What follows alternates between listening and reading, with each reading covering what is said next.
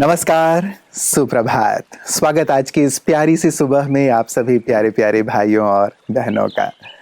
मित्रों, गीता के सुंदर शिक्षाओं में एक प्यारी सी शिक्षा ये कि जीवन में हार और जीत होते रहेंगे, लेकिन जो समझदार है, जो शक्तिशाली है, वो इन दोनों में समान स्थिति में रहता है और उसे योगी कहा जाता है।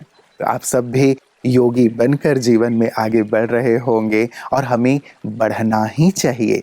मित्रों, जहाँ सफलता हमें खुशी प्रदान करती है, वहीं असफलता हमें सीख प्रदान करती है, अनुभवी बनाती है। तो जहाँ जीत हमें प्रसन्नता दे रही है, वहीं हार भी तो कुछ दे रही है। तो हमें कुछ ना कुछ तो सुंदर मिल ही रहा है जो जीवन में हमें आगे बढ़ाने वाला है। इसीलिए कभी भी हार में हार ना मान लें, निराश होकर ना बैठ जाएं, लेकिन आगे से आगे बढ़ते रहने के संकल्प के साथ जीवन में सतत प्रगति करते रहें। और ऐसा ही सुंदर सुवाक्य लेकर आज हम उपस्थित हुए हैं। आइए सुनते हैं। हार वो सबक है जो आपको बेहतर होने का मौका देगी। जिस प्रकार बिना चढ़ाई के कोई ऊंचाई पर नहीं पहुंच सकता, उसी प्रकार हार महसूस किए बिना कोई बेहतर नहीं बन सकता। बिना हारे कोई भी व्यक्ति आज तक सफल नहीं हुआ, चाहे वो कितना भी बुद्धिमान और गुणवान क्यों ना हो, क्योंकि हार हमारे प्रयास का अंत नहीं है, बल्कि जीत तक पहुंचने की सीढ़ी है। हार ही वो परिणाम पत्र है जिससे हमें हमारी गलतियों और कमजोरियों का पता चलता है। जब हमारी वर्तमान की योजना या प्रयास में कोई गलती होती है, तब पुनर्विचार कर उसे सुधारने के लिए नियति हमें एक संकेत देती है, जिसे ही हम हार कहते हैं। हार से सीख लेकर ही विजय प्राप्त की जाती है, क्योंकि यही सफल होने की प्रक्रिया है। जिस तरह सीढ़ियों को छोड़कर हम छत पर नहीं पहुंच सकते, उसी प्रकार हार को छोड़कर हम जीत तक नहीं पहुंच सकते।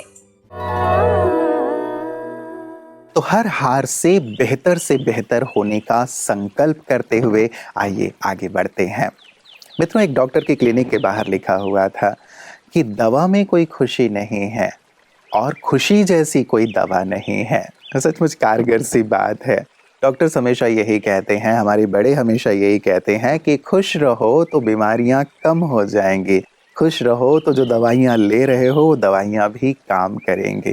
तो न केवल मित्रों बीमारियों के समय, लेकिन अपने हर कार्य को यदि हम खुशी खुशी करते हैं तो कार्य बहुत ही सहजता से सफल होते हैं। इसका भी आप अनुभव करके देखें। कई बार हम खुशी प्राप्त करने के लिए कार्य करते हैं, लेकिन कितना अच्छा हो कि हम खुशी खुशी ही कार्य करें, तो हमारी जो प्राप्ति है वो कई गुना ज़्यादा बढ़ जाएगी। तो हमेशा खुश रहें, इसी संकल्प के साथ आइए चलते हैं अपने अगले सेगमेंट की ओर, जहां हम सेहत की बात करते हैं। ओम शांति। हम 40 के पार हो चुके हैं और हमें इस बात का भी ज़रूर ये चिंता रहती है ना कि वज़न बढ़े ना। तो सबसे पहले चिंता ना करें, क्योंकि स्ट्रेस जो है ना, ये डिजेनरेटिव प्रोसेस को बढ़ा देता है और वज़न को भी बढ़ाता है। हम जानेंगे कि हम ऐसा क्या नहीं करें जिससे हम वेट बढ़ने को रोक सकते हैं, और ऐसा क्या करें जिससे हम हेल्दी वेट को मेंटेन कर सकते हैं। तो सबसे पहले, यदि आपका भोजन वो अनियमित है तो उसे चेंज करें। यदि आप डिब्बा बंद यानी प्रिजर्व फूड लेती हैं, जंक खाते हैं, तो उसे हम रोकें और अपने डाइट में वेजिटेबल्स, फ्रूट्स, ये सारी चीज़ों को हम इंक्लूड करना स्टार्ट कर दें। दूसरा, देखा गया है कि यदि आप आधे घंटे तक बैठते हैं ना, तो 80% यानी 80% से आपका मेटाबॉलिक रेट घट जाता है। यानी पहले अगर मेटाबॉलिक रेट जितना था, उससे आपके सिर्फ 30 मिनट्स बैठने से 80% कम हो जाता है, जिसकी वजह से आपका वज़न बढ़ेगा। आपका कोलेस्ट्रॉल लेवल भी जो है वो भी बढ़ता है यदि आप बैठे रहते हैं। तो देखा गया है कि यदि भोजन के बाद भी थोड़ी भूख रहती है ना, तो हम अपने वेट को बहुत ईजीली मेंटेन रख सकते हैं। तो इसीलिए जब भूख लगे तो पूरा पेट भर से न खाएं, थोड़ा सा पेट को खाली छोड़ें। तो ये 3 चीज़ें हमें नहीं करनी है। जंक नहीं खाना है, एक जगह पे लंबे समय तक नहीं बैठना है और बहुत ओवर ईटिंग नहीं करनी है। ओवर ईटिंग को अवॉइड करना है। ओम शांति, धन्यवाद। मित्रों, कहते हैं जीवन में पीछे देखो तो अनुभव मिलेगा, आगे देखो तो आशा मिलेगी और अपने भीतर देखो तो सत्य मिलेगा। और यही सुंदर सा कार्य ब्रह्मा कुमारीज करती हैं। जब कभी भी यहाँ आम जन या विशिष्ट जन आते हैं तो यहाँ अंदर चलने के लिए प्रेरित किया जाता है।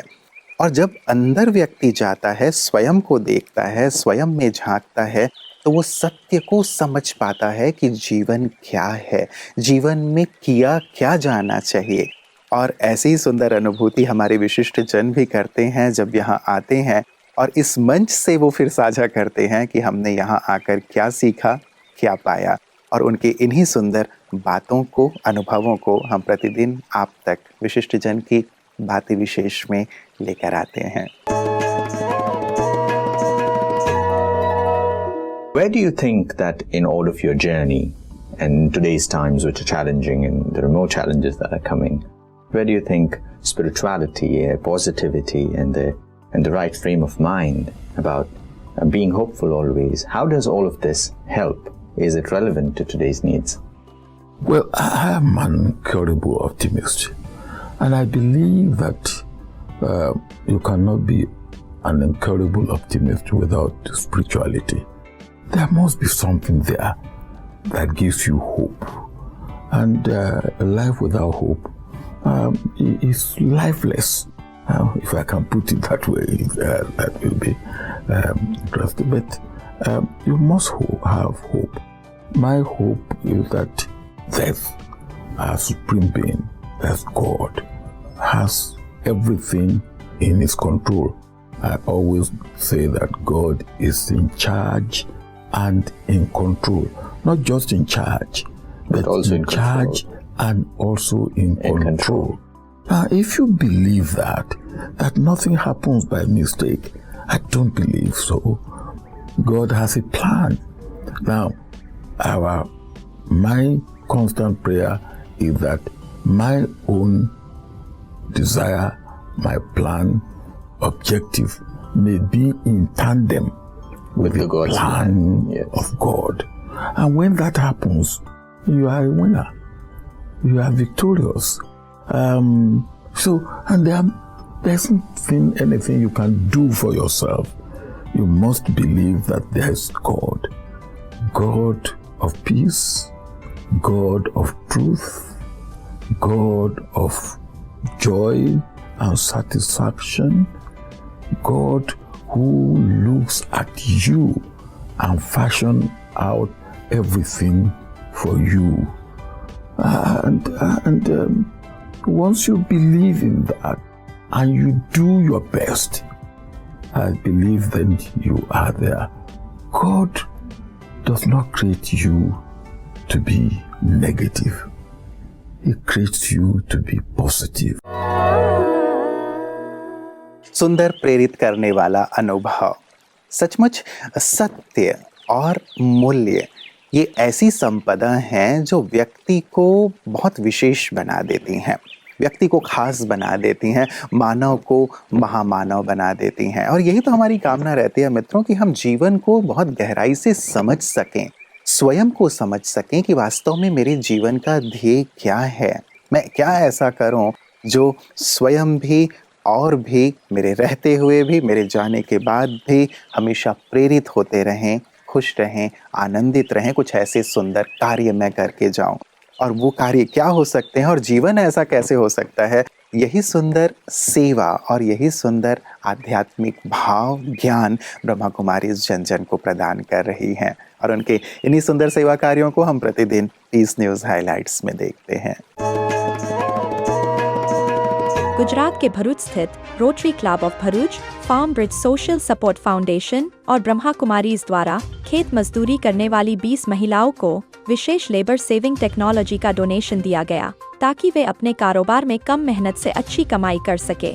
इस विषय पर सभी महिलाओं ने मिलकर एक छोटा संगठन भी बनाया जिसका नाम रखा शिव शक्ति कृषि क्रांति महिला संगठन। यह संगठन मिलकर इस साधन का सदुपयोग करेंगे और किसानों एवं गाँव को लाभान्वित करेंगे। इस अवसर पर रोटरी क्लब से रिजवाना जी, सुनील भाई, जमींदार जी, बी के अमिता बहन एवं अन्य भाई बहनों ने मिलकर इस संगठन को प्रेरित किया। मित्रों, समय कितनी तेजी से जाता जा रहा है, हाथ में रखे हुए उस रेत के समान फिसलता चला जा रहा है। हमें देखना है कि ईश्वर जो हमें हर दिन देते हैं उस दिन का इस्तेमाल हम कैसे कर रहे हैं। ये प्यारा सा जीवन है, आनंद के लिए जीवन है, औरों के लिए जीवन है, कुछ प्राप्त करने के लिए जीवन है, सत्य को समझने के लिए जीवन है। हम इस ओर कितना बढ़ रहे हैं। हमारा समय मित्रों जो बीत गया वो फिर लौट करके नहीं आता है, नहीं ना, जो बीत गया बीत गया। इसलिए जो वर्तमान है उसे हम सुंदर से सुंदरतम बनाएं और आने वाला जो मास है उसमें भी आपने जो सुंदर संकल्प लिए हुए हैं उसे दृढ़ता से पूर्ण करते चलें। हमारे दिल की बहुत बहुत दुआएं और मंगल कामनाएं आप सभी भाई बहनों के लिए है कि आपका जीवन सुख से, शांति से, आनंद से परिपूर्ण हो और जीवन के हर पल को खुशी और उत्साह के साथ आप जिएं, अपनी मंजिल की ओर बहुत तीव्रता से जल्द पहुँचें, बढ़ें और सारे जग का कल्याण करें। तो दिल की फिर से एक बार दुआओं और शुभकामनाओं के साथ नमस्कार। ओम शांति।